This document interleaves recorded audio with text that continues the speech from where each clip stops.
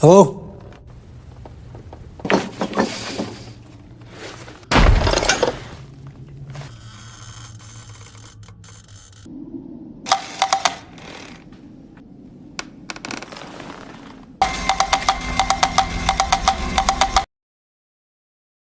Hey gengs, kembali lagi di channel Katomuji Review Film. Apa kabar kalian semua? Semoga sehat fisik berserta dompet.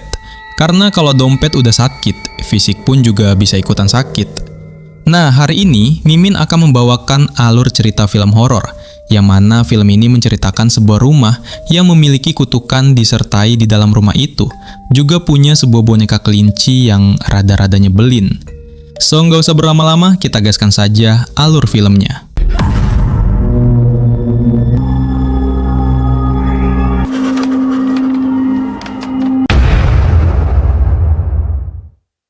Di awal film, nampak seorang wanita bernama Olga sedang berjalan di dalam rumah yang tampak menyeramkan sambil memegang sebuah boneka kelinci. Belum diketahui kenapa Olga memegang si boneka kelinci ini, tapi yang pastinya di setiap si boneka ini bergerak sendiri, Olga akan mengikuti arah yang ditunjukkan si boneka tersebut.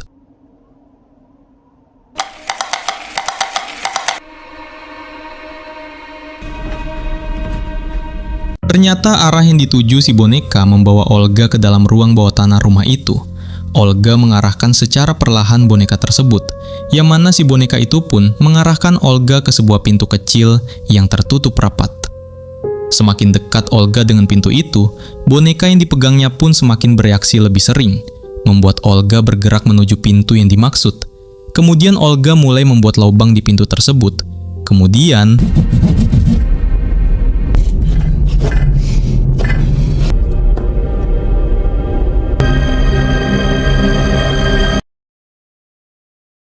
kita diperkenalkan kepada seorang pria bernama Ishak. Hari itu, Ishak didatangi oleh temannya yang bernama Beret. Hari itu, Beret menawarkan sebuah pekerjaan untuk Ishak. Pekerjaan yang dimaksud oleh Beret adalah menjaga keponakannya di sebuah rumah yang terisolasi. Beret memberikan bayaran sekitar $200 per harinya, atau sekitar Rp3.500.000 satu hari untuk pekerjaan itu. Tentu saja Ishak bertanya, dengan upah sebesar itu dan hanya menjaga keponakan si Beret, memunculkan banyak pertanyaan dari Ishak kepada Beret. Ishak bertanya di mana kedua orang tua ponakannya Beret itu. Beret menjawab jika ayah Olga bernama Ed telah meninggal disebabkan ia ingin menemui Tuhan lebih cepat, sementara ibunya menghilang begitu saja entah kemana. Ishak kembali bertanya kenapa tidak ia sendiri yang menjaga keponakannya itu. Beret menjawabnya jika ia sedang sibuk bekerja dan tidak mungkin bisa menjaga si ponakan dalam seminggu penuh. I'd like to send someone I know. I can't imagine you'll be there for more than 5 days. I'll give you 200 a day. Where's her mother? Missing. I couldn't take a week alone with her. Singkat cerita, sampailah Ishak dan Beret di lokasi tempat tinggal si keponakan Beret ini. Ishak mulai bertanya di manakan keponakan Beret itu tinggal. Beret menjawab jika keponakannya itu tinggal di pulau kecil yang tepat di belakangnya. Ishak kembali protes sebab tidak diberitahu jika akan menemani keponakan Beret di tengah pulau yang terpencil. Beret berkilah dengan jawaban jika sebelumnya telah dijelaskan bahwa keponakannya ini tinggal di tempat terpencil. Ya mau tidak mau, Ishak akhirnya setuju dan ikut dengan Beret menggunakan perahu ke tempat tinggal keponakannya Beret itu.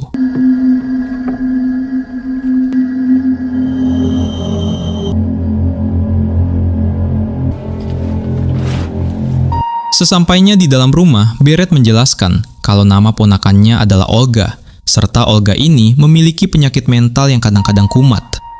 Beret juga menjelaskan jika setiap ruangan di rumah ini memiliki bel suara untuk berkomunikasi dengan Olga, sebab diketahui jika Olga ini memiliki ketakutan dalam berkomunikasi fisik dengan orang tidak dikenal. Kemudian Beret juga menjelaskan jika ayahnya Olga atau kakak kandungnya Beret ini juga memiliki kelainan mental klaustrofobia, yang mana ia akan takut berada di dalam ruangan terkunci.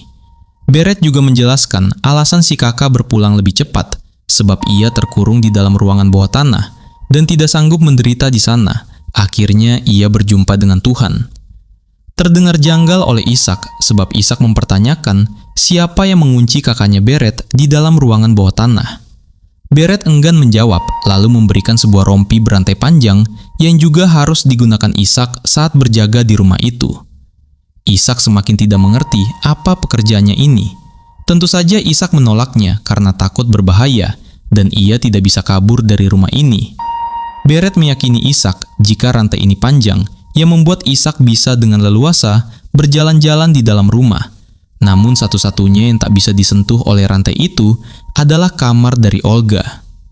Beret meyakini Ishak jika itu satu-satunya pilihan aman jika ingin bekerja di sini, sebab Olga tidak percaya dengan orang lain kecuali orang itu mau menggunakan rompi berantai tersebut. What's that? I need you to put this on. You'll be able to walk around it just where the chain's long enough.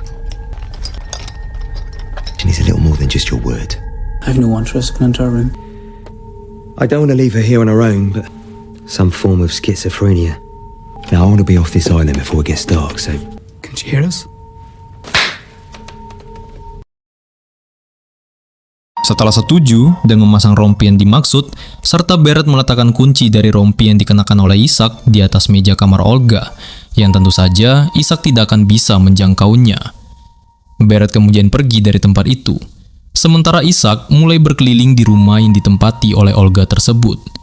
Di sana, Ishak menemukan sebuah pintu ruangan bawah tanah, yang mana disitulah asal rantai rompi yang dipakai oleh Ishak tersebut. Kemudian Ishak pergi dan menutup pintu ruangan bawah tanah tersebut. Dilanjutkan, ia kembali berkeliling melihat-lihat setiap sudut dari rumah tempat ia akan bekerja hari itu. Ishak bergerak ke pintu belakang. Di sana, ia melihat seekor anjing hitam yang terikat. Kemudian Ishak kembali ke dalam rumah untuk mengambil makanan anjing dan memberikan makanan itu kepada si anjing. Sembari bersantai, Ishak mengambil sebuah foto di saku belakang celananya, yang mana itu adalah foto Ishak bersama Beret dahulunya. Di saat Ishak melihat foto itu, anjing hitam di depan Ishak bereaksi seperti melihat sesuatu di belakang Ishak.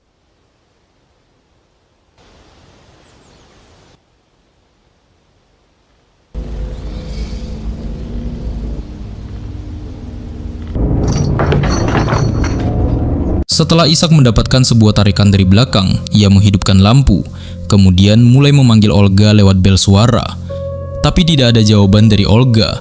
Ia membuat Ishak berjalan secara perlahan ke kamar Olga untuk memastikan apakah Olga masih berada di sana. Saat pintu dibuka, benar saja, rantai rompi Ishak hanya sampai di depan pintu kamar itu. Ishak melihat Olga yang masih menutup wajahnya menggunakan kedua tangannya. Kemudian Ishak berjalan meninggalkan kamar Olga itu menuju ke kamar tidurnya. Di kamar itu, Ishak memeriksa bantal, takutnya ada ulat atau apa. Kemudian ia juga melihat ada sebuah lukisan wanita tepat di dinding samping tempat tidurnya. Ishak tidak menghiraukan itu, memilih memutar tubuhnya ke arah tembok. Namun tiba-tiba saja,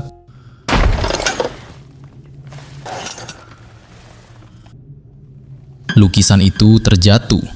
Ishak mendekati lukisan tersebut, lalu memutar lukisannya agar menghadap ke arah tembok.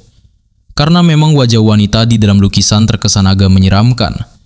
Ishak melanjutkan untuk tidur kembali, namun saat ia membalikkan badannya, lukisan itu kembali menghadap kepada Ishak. Ishak kembali berdiri untuk mengubah posisi lukisan wanita itu. Namun kali ini, Ishak tidur tidak membelakangi lukisan tersebut, melainkan Ishak menghadap ke arah lukisan itu. Tapi tidak beberapa lama, lukisan wanita itu kembali jatuh dengan posisi yang menghadap Ishak kembali. Ishak mendirikan lukisan itu, namun ia mendengar sebuah suara wanita samar.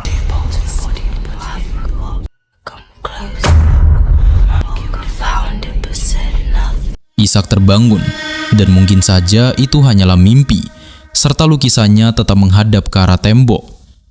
Jenuh dengan hal yang ia alami, Ishak keluar kamarnya dan memutuskan untuk duduk di kursi ruangan tamu. Kemudian ia beranjak ke ruang tengah. Di sana Ishak menemukan lukisan gotik lainnya yang tak kalah menyeramkan. Tapi yang menarik perhatian Ishak adalah pintu ruangan bawah tanah yang kembali terbuka. Padahal tadi sore Ishak telah menutupnya. Ishak kembali ke bagian tangga dan berteriak apakah ada orang di sana. Namun ia tidak mendapatkan jawaban apapun. Disebabkan hawa dingin, Ishak menghampiri tungku pembangkaran. Di dalam tungku itu, ia menemukan sebuah boneka kelinci. Ishak mengeluarkan boneka itu. Namun, Setelah mendengar suara itu, Ishak menoleh ke belakang. Di sana sudah berdiri Olga dengan memegang sebuah busur crossbow. Olga berkata jika suara itu hanyalah suara rubah yang memang mirip dengan suara manusia menangis. Olga bertanya apa yang dilakukan Ishak di sini. Ishak menjelaskan jika ia disuruh oleh Beret untuk menjaga Olga dan saat ini ia ingin menghidupkan perapian. Tapi menurut Olga, perapian itu tidak berfungsi.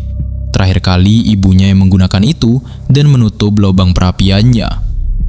Ishak mencoba menggali informasi tentang ibu Olga yang katanya hilang. Tapi Olga enggan untuk menjawab dan hanya memberikan informasi jika Beret dan ayahnya dulu sering berburu bersama. Dilanjutkan dengan kisah sang ayah yang dikurung oleh ibunya di ruang bawah tanah.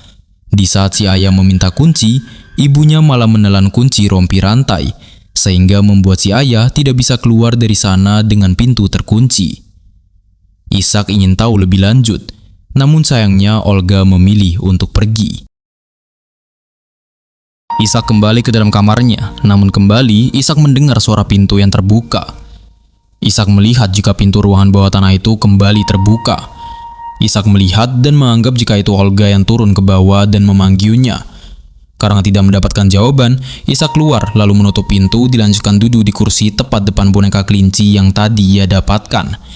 Ishak mencoba memejamkan matanya.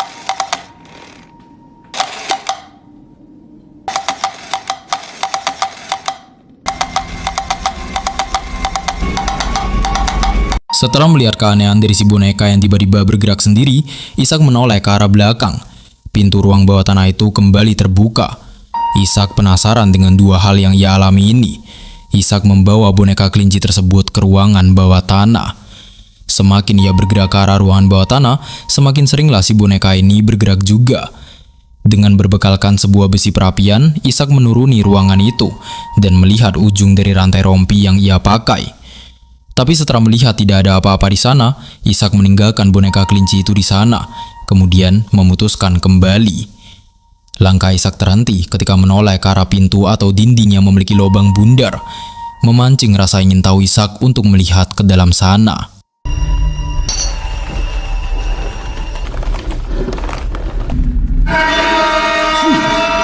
Setelah Ishak mengetahui jika di dalam ruangan itu ada sebuah jasad wanita yang berkemungkinan adalah ibunya Olga, Ishak memutuskan untuk kembali ke kamar Olga.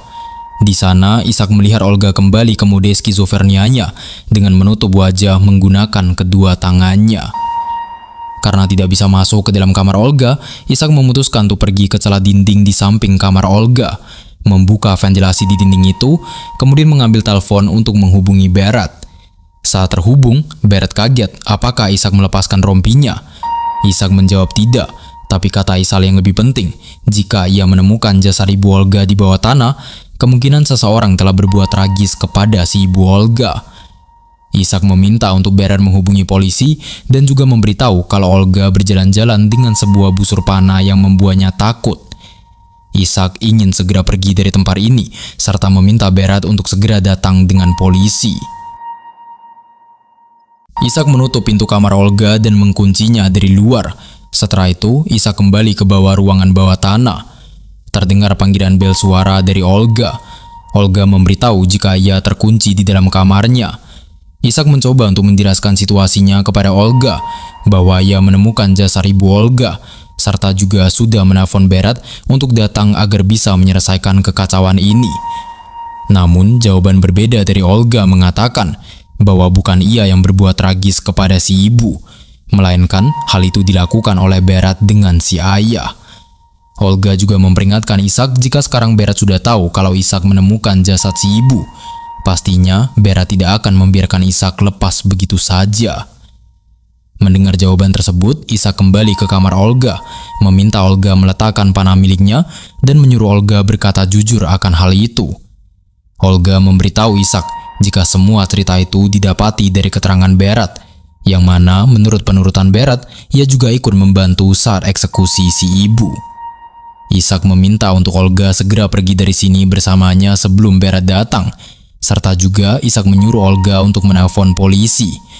Saat itu, Ishak mendengar suara langkah kaki dan menoleh ke belakang namun tidak ada siapa-siapa.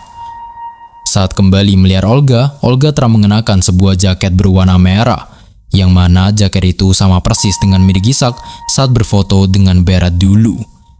Olga bertanya apakah Ishak kenal dengan orang di foto, namun Ishak berbohong jika itu adalah Mike adik kandungnya. Olga tahu Ishak berbohong, menceritakan jika Ishak pernah ke sini 1 tahun lalu. Ishak datang sebab disuruh oleh Berat untuk menjebak si ayah di bawah tanah dan mengkuncinya. Lalu, secara tidak sengaja, Ishak meninggalkan jaket merah ini di dalam rumah Olga. Ishak membantah tidak pernah ke rumah ini dan tidak juga terlibat dengan kejadian tragis yang menimpa si ayah Olga. Ishak ingat perkataan Berat yang mana Olga sering tidak bisa membedakan antara ilusi dan kenyataan. Ishak meminta Olga untuk menghubungi Berat. Saat ditelepon, Berat memberikan kesaksian yang sama dengan Olga. Jika benar yang mengunci ayah Olga di bawah tanah adalah Ishak, tapi sebuah kecelakaan membuat Ishak lupa ingatan. Ishak mencoba meyakinkan Olga dan meminta Olga untuk segera menelpon polisi dan melepaskan rompinya. Tapi Olga tidak mau, yang membuat Ishak harus mengunci Olga dari luar dan kembali ke ruang bawah tanah untuk mencoba membuka rantai yang membelenggunya.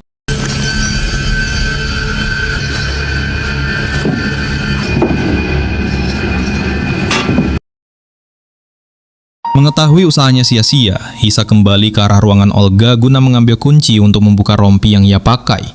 Ishak mencoba mengambil kunci tersebut melalui celah ventilasi yang tadi dia buka. Namun sayangnya, aksi Ishak itu diketahui oleh Olga. Kemudian Olga membuat jari Ishak cedera. Mengetahui dirinya sekarang berada dalam situasi yang berbahaya, Ishak segera kabur ke arah kamar tidurnya. Di sana ia mencoba menyembuhkan jarinya yang terkilir oleh Olga tadi. Kemudian Ishak teringat jika jasad ibu Olga memiliki kunci replika untuk membuka rompi miliknya. Ia kembali ke ruangan bawah tanah untuk mengambil kunci tersebut dan membuka rompi yang membelenggunya itu. Sebenarnya saat itu Ishak sudah mulai sadar kalau cerita Olga tentang si ibu yang menelan kunci rompi adalah bohong. Di saat rompinya berhasil dilepaskan, secara mendadak listrik di rumah itu padam, membuat Ishak harus mengendap-endap untuk menaiki tangga. Di ruangan tengah, Ishak kembali bertemu Olga yang terdiam dengan menutup wajahnya. Ishak mengambil langkah cepat dengan mengamankan panah dan menggunakan rompi rantai kepada Olga. Setelah itu, Ishak berjalan ke kamar Olga dan mengetahui jika Olga memecahkan jendela di atas pintu untuk keluar. Kemudian Ishak memasuki kamar Olga, mencoba untuk menggunakan telepon. Namun sayangnya, kabel telepon di kamar Olga telah diputus. Ishak juga mengamankan kunci duplikat di dalam kamar Olga itu. Namun saat ia melihat dan menyentuh jaket merah yang tadi dipakai Olga, secara perlahan ingatan Ishak kembali. Yang mana memang benar, Berat pernah mendatangi Ishak dahulunya untuk rumah Olga saat itu, dengan tugas mengurung ayah Olga di ruangan bawah tanah. And then what? He's claustrophobic. We kill him when he realizes he's trapped down there.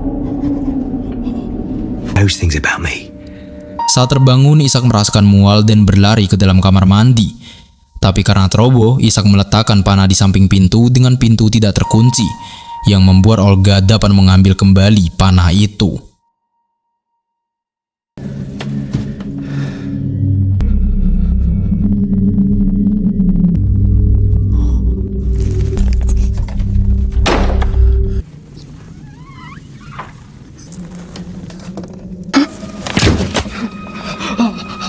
Setelah terkena serangan dari Olga lagi, Ishak merangkak ke arah kamar mandi kembali. Saat itu Ishak tertidur dan semua ingatannya kembali, di mana Ishak datang ke rumah Olga ini dengan perahu, duduk di ruangan depan dan menulis sebuah catatan. Jika Ishak datang ke rumah ini disuruh Berat untuk melenyapkan ayah Olga, yang tidak lain merupakan saudara kandung dari Berat. Setelah menulis hal itu, Ishak mendengar sebuah suara dari ruangan bawah tanah. Ia masuk ke dalam ruangan itu. Di sana ia melihat ayah Olga dalam kondisi yang memprihatinkan, membuat Ishak segera kabur dari rumah itu untuk kembali ke kota. Di dalam rumahnya, Ishak ditemui oleh Berat dan memberikan upah yang dijanjikan. Tapi Ishak menolak hal itu sebab ia tidak melakukan apa-apa. Berat kemudian memperlihatkan catatan yang ditinggalkan Ishak di dalam rumah Olga tadi dan marah kepada Ishak karena hal itu bisa membuat Berat ditangkap oleh polisi. Ishak tidak menghiraukannya dan menjawab jika Berat sudah gila, sebab Berat ingin menghilangkan saudaranya sendiri. Ishak meminta untuk Berat meninggalkan kediamannya di malam itu. Tapi sayangnya, di saat Ishak sedang berdiri di beranda kamarnya, Berat kembali ke ruangan Ishak dan menyebabkan Ishak mengalami kecelakaan dan lupa ingatan.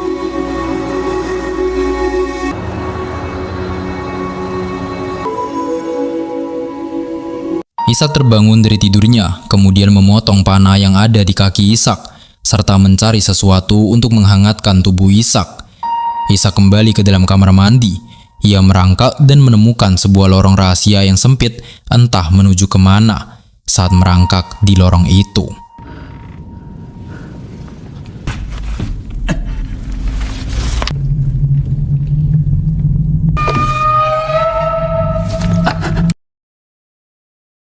lorong tersebut terhubung ke ruangan jasad ibunya Olga.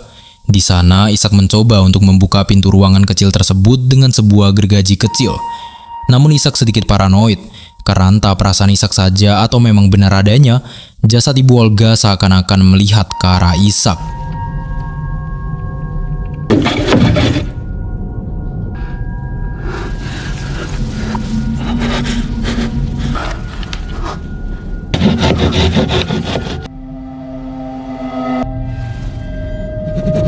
Di saat aksi Ishak itu, Olga datang ke ruangan bawah tanah dan menuju ke ruangan Ishak. Olga hanya datang untuk mengambil anak panah yang tersisa di tubuh si ibu. Kemudian Berat datang menanyakan apa yang terjadi. Olga menjelaskan jika ia dikunci oleh Ishak dan Ishak sekarang berada di dalam kamarnya. Olga datang ke bawah hanya untuk mengambil anak panah. Lalu Olga juga menyalahkan Berat karena semua ini perbuatan Berat. Berat geram kepada Olga, kemudian ia melihat ke dalam lubang ruangan kecil itu. Berat melihat di sana ada Ishak, tapi secara cepat Olga menyerang Berat lalu meninggalkannya. Mengetahui aksi jahatnya telah diketahui oleh Olga, Berat mencoba membuat perundingan dengan Ishak untuk menyingkirkan Olga, meminta Ishak untuk keluar dari ruangan itu. Sementara Berat bersembunyi dari samping dengan memegang sebuah kayu yang digunakan nanti untuk melumpuhkan Ishak maksudnya.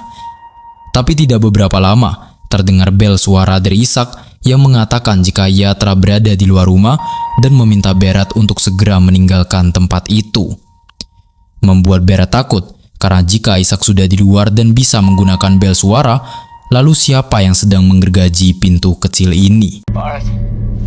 Mas.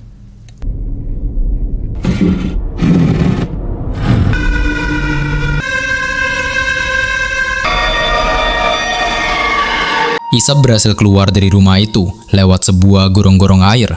Kemudian Ishak membebaskan anjing hitam yang terikat untuk dibawanya pulang. Sementara Olga yang terantai hanya melihat Ishak dari depan pintu dan mematung begitu saja. Oke gengs, itu dia tadi alur cerita film Cafeat yang rilis tahun 2020. So, gimana menurut kalian? Ada yang gagal pahamkah isi filmnya? Oke, untuk penjelasan dari film ini buat yang gagal paham, segmen penutup ini bakalan Mimin kasih penjelasan. Buat kalian yang mungkin tadi nontonnya sambil disambi, di skip, atau yang suka pakai speed 2 kali, terus pas di akhir malah nanya di komentar, ini maksudnya apa sih? Endingnya kok nggak jelas? Atau, filmnya jelek, nggak masuk akal. Eits, dengerin dulu penjelasan Mimin baik-baik, biar nggak gagal paham. Jadi gengs, inti dari semua kekacauan ini adalah manipulasi busuk dari si Berat. Pertama, Ishak itu cuma tumbal. Berat itu sebenarnya otak di balik kematian orang tua Olga. Dia butuh orang luar yang bisa disalahin. Dan Ishak adalah target yang sempurna karena Ishak punya trauma dan kondisi mental yang gampang dimanipulasi. Kedua, jebakan amnesia. Ingat foto mereka berdua? Ishak itu sebenarnya udah pernah ke rumah itu setahun lalu buat bantu Berat nerantai ayah Olga. Tapi Berat sengaja bikin Ishak kecelakaan sampai hilang ingatan biar Ishak nggak bisa lapor polisi. Sekaligus bisa dijebak lagi buat balik ke rumah itu sebagai penjaga.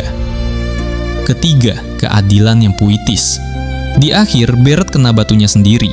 Dia yang mau ngerantai orang, malah dia yang terjebak di basement dengan sesuatu yang nunggu di balik pintu.